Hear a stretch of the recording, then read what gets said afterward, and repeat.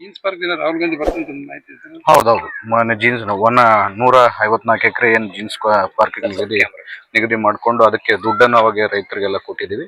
Jeans park ಉದ್ಘಾಟನೆಗಿಂತ date finalise ಆಗಿಲ್ಲ. Jeans park ಉದ್ಘಾಟನೆಗೆ ನಮ್ಮ CM ಅವರು, DCM ಅವರು, ನಮ್ಮ ನಾಯಕರಾದಂಥ ರಾಹುಲ್ ಗಾಂಧಿ ಸಾಹೇಬರು, ಮತ್ತೆ ನಾಸಿರ್ ಹುಸೇನ್ ಸಾಹೇಬರು, ನಾಗೇಂದ್ರ ಅಣ್ಣವ್ರು ಎಲ್ಲರೂ ಬಂದು ಜೀನ್ಸ್ ಪಾರ್ಕ್ ಉದ್ಘಾಟನೆ.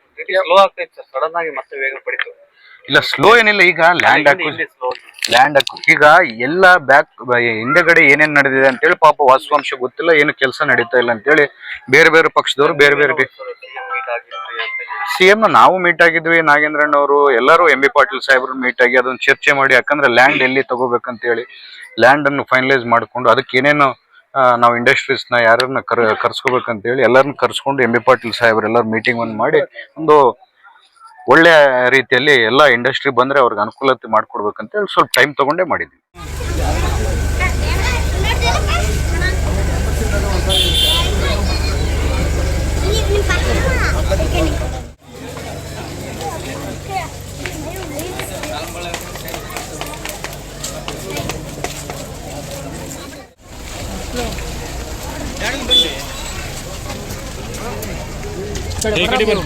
Tyre side